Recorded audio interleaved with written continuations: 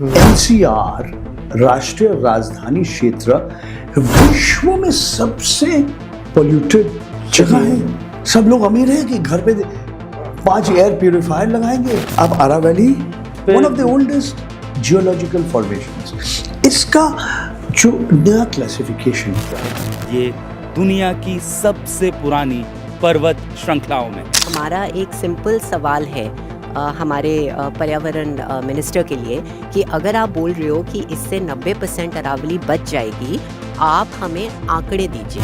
अगर ये वैसे भी खत्म हो गया और भी खराब हो जाएगा। इसको कहते हैं highly fractured quartzite structure. Other than one पहाड़, every other पहाड़ was given for mining lease starting 2015. सारे पहाड़ वहाँ पे it's just rubble. अब दिल्ली का पानी देखिए ना, अब नीचे जा रहे पानी को निकालने के लिए, वो दूषित हो गया पूरा। It has become salty. They have found traces of uranium in Delhi water. जी हाँ, lead, uranium.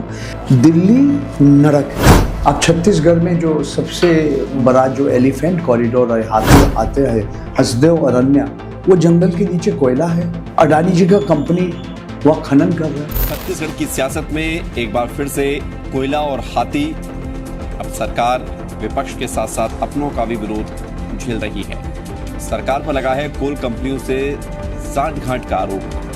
जल, जंगल और जमीन के बारे में सोचिए। ये सिर्फ आदिवासियों का समस्या नहीं है, पूरा देश का समस्या है। राजस्थान में केवल 32 ब्लॉक में पीने लायक पानी है। जो पानी बचा है वो नहीं बचेगा, हवा है वो नहीं बचेगी, तो क्या कैसी स्थिति है?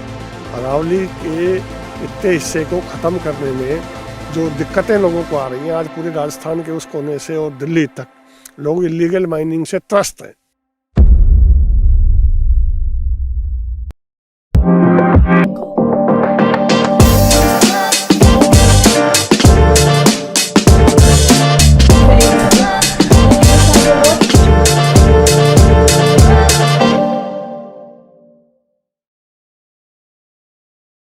सो everyone, welcome to my channel. आज के इस एपिसोड में मेरे साथ बहुत ही स्पेशल गेस्ट है जो पहले भी इस चैनल पे आए हैं। इनका नाम है Paranjoy Guha Thakurta. Hi sir, how are you doing? ठीक हो सागर? सर हम वापस मिले एक दो महीने। हम जहाँ से आ रहे हैं वहाँ तो पोल्यूशन इतना है, सांस लेना बड़ा मुश्किल है। सर वापस कैसे आ गए? तो मुंबई में यहाँ अभी भी खुला आसमान है। मैं पुणे से आ रहा हूँ। हाँ। दिल्ली से तो बेहतर है। और यहाँ का लोगों का मन के अंदर जो पोल्यूशन है ना, हाँ, वो दिल्ली के लोगों से थोड़ा सा कम है। थोड़ा सा कम है? आपको लगा ऐसा? दिल्ली आप कब थे लास्ट? 4 दिन पहले। 4 दिन पहले? हाँ। सर मेरे को तो दिल्ली जाने से डर लग रहा है। मत जाइए। क्योंकि मेरे को जाएंगे आप, मेरे को 1-2 पॉडकास्ट शूट करने थे, लेकिन मुझे जाने से डर लग रहा है कि पोल्यूशन इतना ज्यादा है। और आपका फ्लाइट भी कैंसिल हो सकता है। फ्लाइट भी कैंसिल हो सकता है। हो रहा है इतना। हाँ हाँ। सो सर ये जो स्टार्ट करते हैं, मतलब मुझे तो आपसे काफी चीजों के बारे में बात करना है आज, बट अगर हम चलो AQI से अगर स्टार्ट करें तो ये जो AQI बढ़े जा रहा है, ये आपको क्या लग रहा है? क्योंकि इसका कुछ जवाब ही नहीं है गवर्नमेंट के पास। एकदम चुप है। जब लोकसभा राज्यसभा में विरोधी दल का जो MPs है इस विषय के ऊपर चर्चा करने के लिए तैयार है, सरकार माना नहीं। जो मनरेगा है, Mahatma Gandhi national rural employment guarantee act, उसको खत्म कर दिया। एक न्यूक्लियर लायबिलिटी का जो नियम है वो भी खत्म कर दिया। और सरकार बार बार बोल रहे भाई दिल्ली का क्या स्थिति है, ये राष्ट्रीय राजधानी है। NCR राष्ट्रीय राजधानी क्षेत्र विश्व में सबसे पोल्यूटेड जगह है। भाई मेरा उम्र 70, बचपन से मेरा सांस का बीमारी है। I am a childhood asthmatic. It is hello, it is hell on अर्थ, एकदम नरक। क्या सब लोग अमीर है कि घर पे 5 एयर प्यूरिफायर लगाएंगे, मास्क पहने घूम, घर से बाहर नहीं जाएंगे? It is terrible. और सरकार कुछ कर नहीं पा रहे। मैं मान लिया कि ये बात रात ठीक नहीं होगा, मगर क्या कर रहे उन लोगों से? दिल्ली सरकार जो भारतीय जनता पार्टी का सरकार है, ऐसे दिल्ली शहर में अलग अलग जगह है जहां पोल्यूशन का मॉनिटरिंग स्टेशन बोलते हैं। बहुत सारे ऐसे स्टेशन हैं जो काम ही नहीं कर रहे। एक दो स्टेशन है, एक आम आदमी पार्टी का एक सांसद ने वीडियो दिखाया कि दिल्ली जल बोर्ड का जो गाड़ी वो पानी फैला रहे हैं, they are spraying water to reduce the air pollution. Who are you fooling? अब किसको धोखा दे रहे? तो मैं अत्यंत ये सरकार, दिल्ली सरकार एकदम निकम्पा, उसका आपने जैसा कहा ना, they don't have any idea क्या करना है इनको दिखाने के, और चर्चा करने के लिए भी तैयार नहीं है। आप किसान के बारे में आप उनको बोल रहे हैं कि वो स्टबल बर्निंग हो रहा है इसीलिए, that is not correct. The main reason is there is too many vehicles in the national capital region. सिर्फ व्हीकल्स की वजह से आपको लग रहा है इतना? ये मेन रीजन, 100% मेन रीजन। और भी कारण है, एक कारण नहीं। तो बॉम्बे में तो सर उनसे ज्यादा व्हीकल नहीं, दिल्ली में ज्यादा है। Look at the area, if you look at the national capital reason, it is not just Delhi, it is Gurgaon, it's Faridabad, it's Noida, it's all the way on one side in Rajasthan, the other side in Haryana, in Uttar Pradesh. It's a huge area. Remember the national capital region of Delhi, ये विश्व का जो शहरी इलाका है, it is one of the world's biggest urban agglomerations. ये United Nations का जो आंकड़ा है ना, टॉप 5 में आ जाता है। Mexico city, Sao Paulo, Manila, Tokyo, इसमें, and Delhi, sometimes Delhi is on, somewhere up there, sometimes it comes. This problem is not started today. It has been going on for decades. ठीक है, आपने metro बनाया, public transport आपने बनाए, इसमें तो फर्क पड़ा, मैं मान लिया, मगर फिर भी लोगों से गाड़ी, मैं जहाँ रहता हूँ गुड़गांव में, अगर हमें कनॉट प्लेस जाना है, दिल्ली का बीच में जो आज राजीव चौक बोलते हैं, अगर समझ लीजिए हम शाम के 5 बजे जाएंगे, कम से कम 2-2.5 घंटा, और अगर मैं मेट्रो में जाऊँ, ये हम 45 मिनट 1 घंटा के अंदर हम पहुँच जाएंगे। So people are now more and more taking the metro, but the pollution they not being able to take care of. देखिए, सब जानते हैं दिल्ली में जब नवंबर महीना आता है, दिसंबर महीना आता है, जनवरी महीना कोहरा होता है, ये फॉग नहीं है, ये स्मॉग है, और भी दूषित हो जाते हैं, सब जानते हैं। ये दिल्ली का मौसम ही ऐसा है, तो आप कुछ कीजिए। आप क्या, लोग घर पे बैठे रहेंगे दिन भर? आप बोल रहे सुबह मॉर्निंग वॉक मत कीजिए, मास्क पहन के जाइए। क्या सब लोग अमीर हैं? एक एयर प्योरीफायर, और एयर प्योरीफायर से सर, जो एयर प्योरीफायर क्या होता है ना, उससे PMI इंडेक्स एक रूम का ही कम कर सकता है। इतने लेवल का एयर प्योरीफायर कोई सोल्यूशन नहीं है इसका।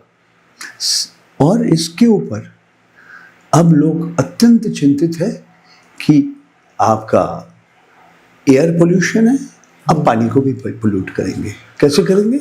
आप आरा वैली है ना, दिल्ली का जो भारतवर्ष के सबसे पुराने जो माउंटेनस क्या कहते हैं, one of the oldest geological formations, इसका जो नया क्लासिफिकेशन किया, तो इसमें सरकार बोले कुछ नहीं होगा, मगर विरोधी दल का खत्म हो जाएगा। जो प्राकृतिक जो संपद है, जो पेड़ है, जो पौधा है, अगर ये वैसे भी खत्म हो गया और भी खराब हो जाएगा। और ये देखिए, ये आपको थोड़ा ये जटिल विषय है, जो इस विषय के ऊपर, जो पर्यावरण के ऊपर, जियोलॉजी के बारे में समझते हैं, इसको कहते हैं हाईली फ्रैक्चर्ड क्वार्ट्जाइल स्ट्रक्चर। एक स्पंज की तरह इसमें पानी आता है। अब दिल्ली का पानी देखिए ना, आप नीचे जा रहे पानी को निकालने के लिए, वो दूषित हो गया पूरा। It has become salty. They have found traces of uranium in Delhi water. जी हाँ, lead, यूरेनियम।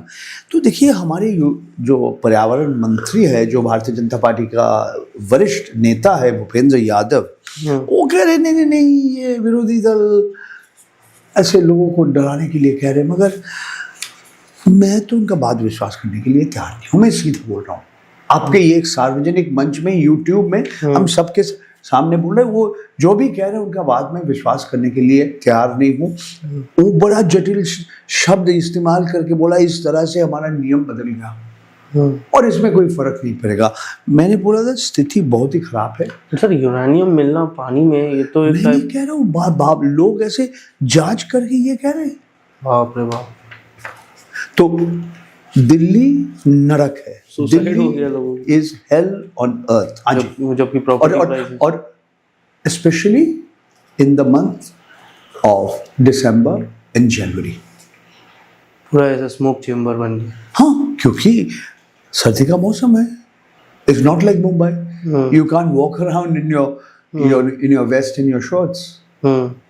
सर कोई साइंटिस्ट लोग कुछ तो रिसर्च निकालने चाहिए कि कैसे इसको कम करें, क्योंकि सर दिस गवर्नमेंट पॉलिटिशियंस के भरोसे तो मुझे नहीं लगता ये अगर हमारे राजनेता जो विशेषज्ञ है, जो साइंटिस्ट है, उनके बात सुनने के लिए तैयार नहीं है, मैं क्या कर सकता हूँ? आज नहीं, साइंटिस्ट ने बोला कि इसको करना ही चाहिए। इस समय इस 3-4 महीना, 2-2.5 महीना के लिए आप जो ऑड नंबर इवन नंबर कुछ देरों के लिए आपने किया था कि गाड़ी का नंबर ऑड नंबर में होगा तो उस दिन नहीं निकलेंगे। आप ज्यादा लोगों को बोलिए आप पब्लिक ट्रांसपोर्ट को यूज करने के लिए, ये क्यों आपने नहीं किया? क्यों ज्यादा एक ही बार आपने किया? और उस समय आम आदमी पार्टी का सरकार था, अरविंद केजरीवाल मुख्यमंत्री थे, तो ये सरकार आम आदमी पार्टी और केजरीवाल को गाली देने के लिए तैयार है। वो जो अच्छा काम किया वही करिए, करो ना, बोलो। ये Monday will be 1, Tuesday will be 2, वो ऑड इवन नंबर जो होता है वो हमारे देश में नहीं। हमारे देश एक समय चीन का राजधानी बीजिंग में ऐसा पोल्यूशन था, लोग बाहर आते थे मास्क पहन के। अब चाइना हमें बोल रहे हैं आपको सलाह देने के लिए हम तैयार है, तो लीजिए ना सर आप पूरा। This is not just a problem of the national capital reason of Delhi. आप विश्व का अलग अलग जो विशेषज्ञ है, साइंटिस्ट का आप यूज करिए, use their expertise. You are doing nothing. On the contrary, you are not telling the truth. You don't want a discussion on the subject. You are trying to cover up. You are not trying to tell the people of this country जो असलियत है, जो वास्तव है, जो सच है। तो सच है। अभी सर जो सुप्रीम कोर्ट का शायद रिसेंटली जजमेंट आया अरावली हिल्स पे कि 100 मीटर्स के ऊपर if it is not then it's not an Aravalli hill, इस पे आपका क्या कहना? यही मैंने कहा ना आपको। तो सर सुप्रीम कोर्ट ऐसा कर रहा है, ये सर सुप्रीम कोर्ट का प्रशासन चलाएंगे। यही सुप्रीम कोर्ट बोल रहे हैं हम कानून कैसा होना चाहिए, नियम कैसा होना चाहिए, अधिनियम कैसा होना चाहिए, ये हमारा काम है। कानून बनाना संसद का काम है, राजनेता का काम है। तो सुप्रीम कोर्ट करने दीजिए आदेश। सड़क का कुत्ता कहाँ रहना चाहिए, इसके ऊपर भी सुप्रीम कोर्ट का राय आ रहे, क्या क्या नहीं आ रहे। उमर खलीद जेल में पड़े है, इसके विषय में भी कोर्ट आज नहीं, कल नहीं, महीनों भर, सालों भर एक युवाओं को आपने जेल में डाला। पेगासस के बारे में जो मेरा संदेह, आई सस्पेक्ट कि मेरा फोन के अंदर पेगासस है, तो ये भी केस चल रहे हैं, चलते रहे साल भर, कितने दिन चलेगा हमें मालूम नहीं है। सबसे उच्च न्यायालय में चीफ जस्टिस ऑफ इंडिया, सबसे उच्च न्यायाधीश, मैं कौन हूं बताने के लिए? मैं आपका ऐसा पब्लिक प्लेटफॉर्म से, यूट्यूब के माध्यम से मेरा शिकायत हम लॉन्च कर सकते हैं। जो चीफ जस्टिस ऑफ इंडिया कहा था कि जो रिपोर्ट आया है स्पेशल एक एक्सपर्ट कमेटी की, ये आप सार्वजनिक कीजिए। व्हाट्सएप ने एक केस किया था, ये इजरायली कंपनी NSO ग्रुप, ये अमेरिका में, कैलिफोर्निया में, और व्हाट्सएप जीत गया और पेगासस कंपनी का जो NSO ग्रुप है वो हार गया। उसे डैमेजेस भी दिया और डैमेजेस कम कर दिया, बहुत पैसा है डैमेजेस, मगर वो जज उसको कम करा दिया बाद में। ये भी एक लंबा कहानी है, बट द फैक्ट इज ये केसेस तो चल रहे हैं। तो सर अगर अरावली हिल डिस्ट्रॉय होता है जैसे ये लोग करना चाह रहे हैं, इससे 2 क्वेश्चन है मेरा, फायदा किसको होगा और लोगों को क्या नुकसान होगा? जो बड़े बड़े खनन करते हैं, जो बड़े बड़े हमारे देश के करोड़पति, अरबपति जो खनन करते हैं, जो मार्बल बनाते हैं, जो स्टोन का इस्तेमाल करते हैं। सुनिए, हमारे देश में जो असमानता है, इनइक्वालिटी है, वो बढ़ रहे हैं। आप कह रहे हैं हमारा GDP यानी कि नेशनल इनकम या सकल घरेलू उत्पाद बढ़ रहे हैं, आप कह रहे हैं हम विश्व गुरु बनेगा।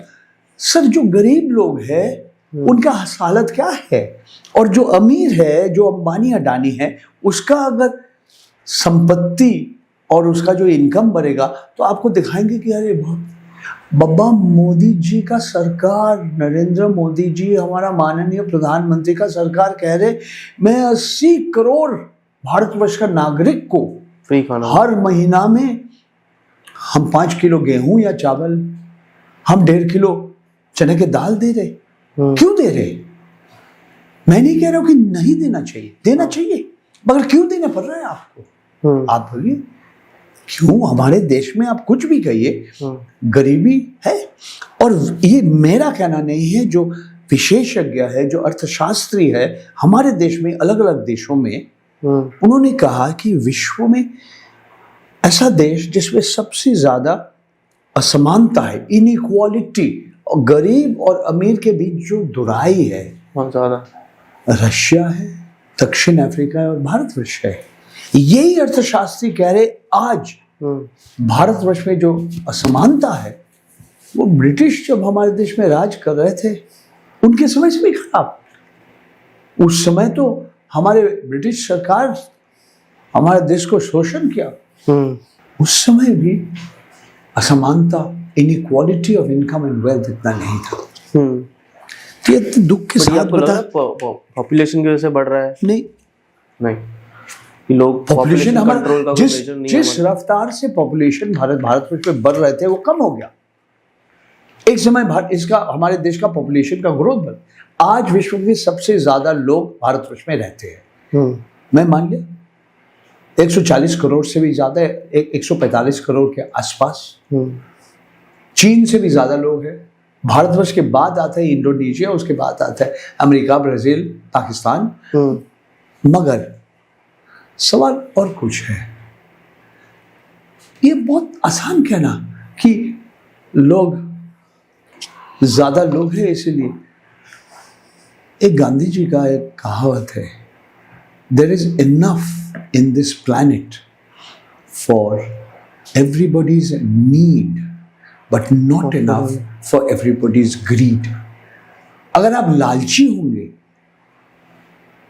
आपके पास, आप जानते हैं किसके बारे में कह रहा हूं, 25 मंजिल आपका मकान है, 6 लोग रहते हैं परिवार में, उसके नौकर है 100-150 सैकड़ों नौकर है, और उसके बगल में देखिए ना झुग्गी झोपड़ी में लोग कैसे रहते हैं। Are you proud as an Indian that we are so unequal? हमारे देश में अमीर और गरीब के बीच जो दुराई है ये बढ़ रहा है, यही मेरा कहना है। पिछले 10-12 साल में बढ़ रहा है, and not because of population. Population क्या, आपने जनगणना क्यों नहीं किया? भारतवर्ष के इतिहास में 1881 में पहला बार ब्रिटिश सरकार के समय जनगणना हुई थी। हर 10 साल हो रहे। 2011 के बाद क्यों नहीं किया? मान लिया कोविड आए थे, महामारी चल रहे थे 2021 में, आज हम कहाँ पे? आज 2025 में। अब काम अभी शुरू करने वाले हैं, क्या कर रहे थे इतने दिन? तो ये जनगणना आपने नहीं किया, इसका कारण और कुछ है। इसका कारण मैं समझता हूं राजनीतिक भी है, क्योंकि डिलिमिटेशन, कितने सांसद रहेंगे कौन सा राज्य में, पॉपुलेशन कितना बढ़ेगा, कम होगा, कहाँ पे आप रोक देंगे, यह बहुत बड़ा एक विवादित एक विषय हो गया। और दक्षिण भारत का जो 5 राज्य है, तमिलनाडु, केरला, तेलंगाना, आंध्र प्रदेश, कर्नाटका, इन लोग डरे हैं कि हम लोग बहुत अच्छा काम किया, हमारा शिक्षा स्वास्थ्य के लिए हम लोग आगे बढ़ा, इसके लिए हमको पिनलाइज करेंगे कि the proportion of MPs belonging to these 5 southern states will come down, and those belonging to the larger states जो हिंदी बेल्ट के बारे में कहते, Uttar Pradesh, Bihar, Madhya Pradesh, Rajasthan, will go up। ये बहुत एक politically sensitive issue है। जात की जनगणना और भी और कुछ है। So the point I'm trying to make is, पहला बार आपने जनगणना नहीं की। You haven't had a census since 2011. You were supposed to have a census or begin the census process 5 years ago. You didn't bring it. There were some reasons. Covid was one reason, अगर अभी तक नहीं किया तो ये सब हम हवा में बात कर रहे हैं। पॉपुलेशन कितना बढ़ा, हिंदुओं का संख्या कितना है, 80 है, 81 है, 81% या 52%, मुसलमान लोगों का कितना है, 17%, 18%, दलित लोग का संख्या कितना है, क्रिश्चियन का संख्या कितना है, जो आदिवासी लोग हैं उनका, so we are talking in the air. Bharat सरकार हैज अलग अलग मंत्रालय इंडिपेंडेंट इन्होंने सर्वे किया, जैसे समाज कल्याण, फैमिली वेलफेयर, हाँ, परिवार कल्याण मंत्रालय, हेल्थ और स्वास्थ्य और परिवार कल्याण मंत्रालय। और जानते हैं ना क्या बता, महाराष्ट्र के बारे में, हम मुंबई में बैठकर तुमसे बात कर रहा हूँ, 5 महीना में 40 लाख वोटर महाराष्ट्र में बढ़ गया। Number of voters in Maharashtra are more than the number of people above the age of 18। माने पंजीकृत मतदाता ज्यादा है, और जो युवा है, जो लोग हैं, जो मतदाता है, जिसका उम्र 18 साल से ज्यादा कम है, ये क्या हो सकता है? मैंने chief election commissioner Shri Gyanesh Kumar, उनको मैं एक सार्वजनिक प्रेस कॉन्फ्रेंस में पूछा, मैंने सीधा माननीय मुख्य चुनाव आयुक्त श्री ज्ञानेश कुमार से पूछा कि ये जो वोटर रोल है, मतदाता सूची है महाराष्ट्र में, ये कैसे हो सकता है? वो जवाब नहीं मिला मेरे को, जवाब नहीं दिया, घुमाया ना उन्होंने, जवाब नहीं दिया। बिहार के बारे में घुमाया, सुप्रीम कोर्ट क्या बोल रहे, और महाराष्ट्र में 5 बजे के बाद ज्यादा वोट की पड़े वो भी मगर मैंने 2 सवाल, मैं 5 सवाल किया था 1 मिनट में, इसका दो सवाल का जवाब नहीं मिला। उसमें एक सवाल है ये बात कि ये सच है कि महाराष्ट्र के इतिहास में, भारतवर्ष के इतिहास में वोटर ज्यादा और people eligible to vote, those eligible to vote are less. इसका जवाब नहीं मिला।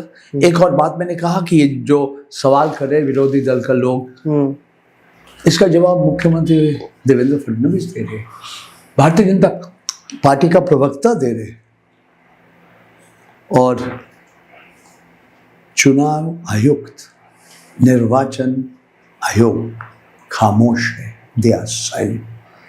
अरे बाबा, सरकार का जो दिन भर गुणगान करते हैं हमारा अर्नब गोस्वामी, वो भी चिंतित है कि अरावली में क्या हो रहा है, वो भी अभी बोलना शुरू कर दिया कि अरावली में क्या हो रहा है, आप पेड़ काटेंगे, राष्ट्रीय राजधानी का पानी दूषित हो जाएगा, ये सब हो रहा है। हाँ, सो वो जो सेकंड पार्ट है मेरे क्वेश्चन का, कि नॉर्मल लोगों को क्या नुकसान होगा अगर ये अरावली काटना चालू कर देते तो? अगर पेड़ और काटेंगे और जमीन और सॉइल का डिग्रेडेशन होगा, एक तो पानी और दूषित हो जाएगा, और आपका एयर और खराब, वैसे भी दूषित है और भी खराब हो जाएगा। अगर आप पेड़ काटेंगे तो ये होगा ही। सिर्फ दिल्ली में नहीं हो रहा है, भारतवर्ष का अलग अलग जगह में हो रहे। यही है हमारे बड़े बड़े कॉर्पोरेट घराना का लालच। अब छत्तीसगढ़ में जो सबसे बड़ा जो एलिफेंट कॉरिडोर है, हाथी आते हैं, हसदेव अरण्य, वो जंगल के नीचे कोयला है, अडानी जी का कंपनी वह खनन कर रहा है। बाबा 2023 दिसंबर में भारतीय जनता पार्टी का सरकार छत्तीसगढ़ में जीता, भूपेश बघेल कांग्रेस का सरकार हारा, मगर नया सरकार और मुख्यमंत्री का शपथ ग्रहण का पहली सैकड़ों पेड़, हजारों पेड़ काटना शुरू कर दिया। क्या रीजन? क्या रीजन? कोयला। वो बोलेगा आपको ये विद्युत चाहिए, आपको बिजली चाहिए, आपका घर में एसी चाहिए, आपके घर में फ्रिज चाहिए एनर्जी के लिए। हाँ, मगर देखिए, more than 50% of all the capacity for making solar, for generating power from the sun's rays is in China. पूरे वर्ल्ड में।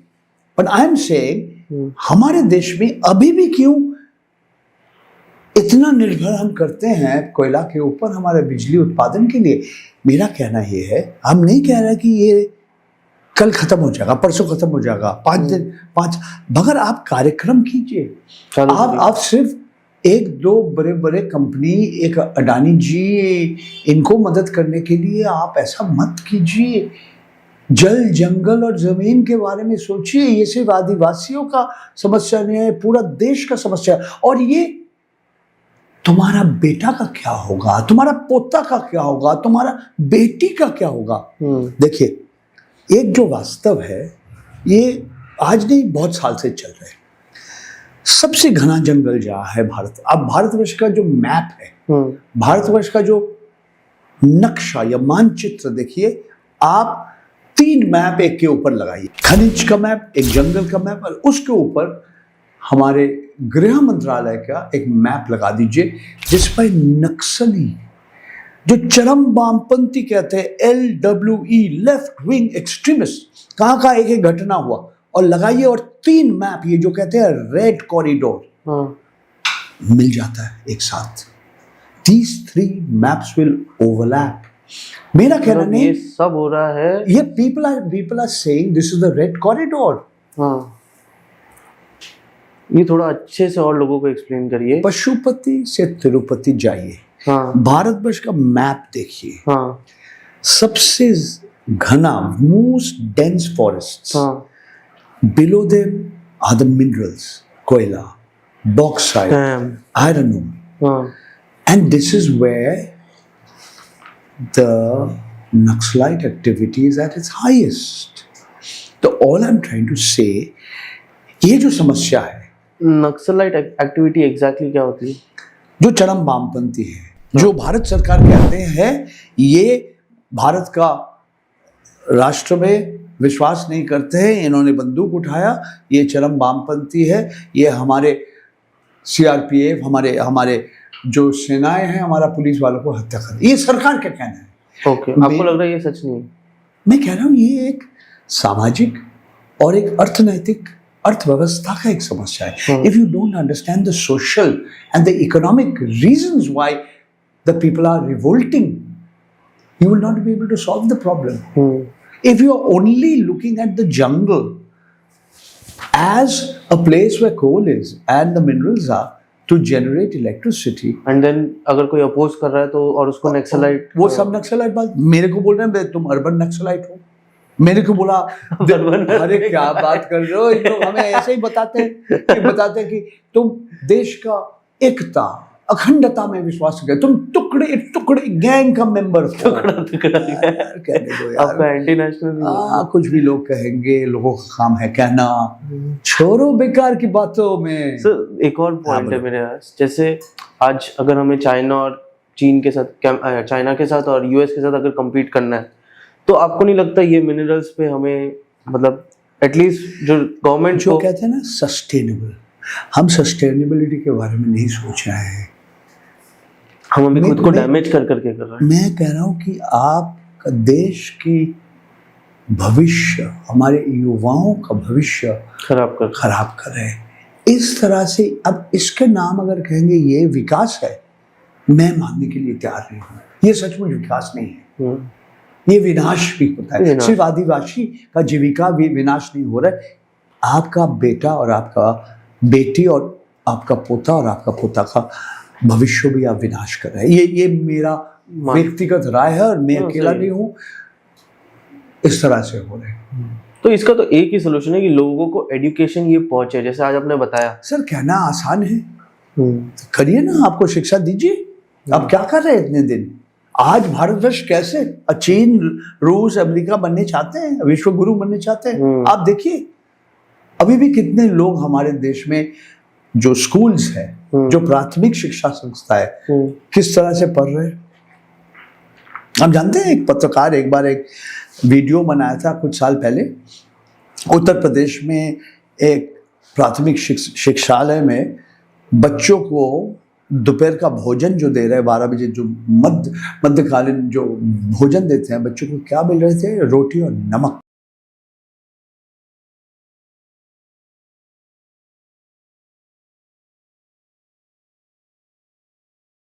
और जब ये वीडियो बना था, ये पत्रकार लोग ऐसा नहीं करना चाहिए, ये गलत। अरे बाबा तुम वीडियो में देखो ना, वो पत्रकार हमारे सामने आज है नहीं, अत्यंत दुख के बाद वो है नहीं। वो एक तरह से खोजी पत्रकार थे, वो आज गुजर गए हैं। मेरा कहना है कि हमारा स्वास्थ्य व्यवस्था, हमारा शिक्षा व्यवस्था में बहुत कमियां तो हैं। हम पीछे चल रहे हैं पूरे वर्ल्ड से, ये सब आगे तो नहीं बढ़ रहे हैं ना। आगे भी नहीं बढ़ रहे हैं। चीन कैसे इतना ताकत कैसे हुआ, आर्थिक ताकत, अर्थशास्त्रिक अर्थव्यवस्था में चीन का इतना ताकत क्यों हुआ? वहाँ के बच्चों, वहाँ के युवाओं जो है, लोगों का है, उसको अच्छा शिक्षा मिला, जो अमेरिका को आज छोड़ दिया उन्होंने, आगे बढ़ रहा है। और मेरे को लग रहा है सर, जो इंटरनेट रेवोल्यूशन अभी आ रहा है आज इंडिया में, सर क्या आ गया सर? हाँ, ये अरे बाबा 145 करोड़ हमारे देश का आबादी है। कितने सिम है हमारे देश में आपको मालूम है? 120 करोड़। 120 करोड़। हाँ, ये लिखा, मेरा बात नहीं है, ये भारत सरकार का telecom regulatory authority of India. SIM का मतलब क्या है? SIM, सब्सक्राइबर आइडेंटिटी मॉड्यूल, जो आपका मोबाइल फोन में है। हमारे मतलब क्या है? सिर्फ मुंबई शहर नहीं, दिल्ली शहर नहीं, आप छोटे गांव में चले जाइए, छोटे शहर में चले जाइए, लोगों से ज्यादा सिम है। मैं मान लिया कुछ लोगों के पास दो फोन है, मगर पूरा आप छवि देखेंगे ना, सिम। आज सबसे बड़ा नशा क्या है हमारे देश का युवाओं? और ये मोबाइल फोन। तुम्हारा जो YouTube चैनल जो देख रहा है, पॉडकास्ट जो देख रहा है, आप बोलिए ना कितने लोग, आप बोलिए, आप 24 घंटा के लिए या 12 घंटा के लिए आप मोबाइल के आसपास मत आओ। लोग, हम क्या करेंगे? तो बोले घूम के आओ, किताब पढ़ो, गाना सुनो, नाचो, कुछ भी करो, मोबाइल फोन की तरफ मत देखो। इस तरह का नशा जो लाइफस्टाइल डिजीज है, हमें लग रहा है कि बहुत खतरे में हम लोग हैं। एनोरेक्सिया भूल जाइए, डायबिटीज भूल जाइए, कैंसर भूल जाइए, ये सबसे बड़ा आज नशा और बीमारी हो गया। It is my, I am also addicted to it. तो कोई इसीलिए तुम्हारे साथ हम 1 घंटा बात कर रहे हैं ना, तो हमारा मोबाइल फोन वहां है, तो हम डिटॉक्सिफाई हो गया। तो हमारे शरीर के अंदर, दिमाग के अंदर जो जहर है थोड़ा निकल गया। इंटरनेट रेवोल्यूशन आ गया है। ये हमारे देश में ये जो 120 करोड़ सिम्स है, इसमें कम से कम 80 करोड़ फोन इंटरनेट में कनेक्टेड है। कहते हैं कम से कम 50 करोड़ लोग व्हाट्सएप का इस्तेमाल करते हैं। व्हाट्सएप में क्या आता है? हाँ, जो रवीश कुमार कहा, आपका शिक्षा क्या व्हाट्सएप विश्वविद्यालय में, व्हाट्सएप यूनिवर्सिटी में हुई है? हाँ, आधा सूचना अर्ध सत्य है, ये असत्य है, एकदम झूठ है। आधी चीज नफरत फैलाने के लिए, झूठ फैलाने के लिए, फेक न्यूज।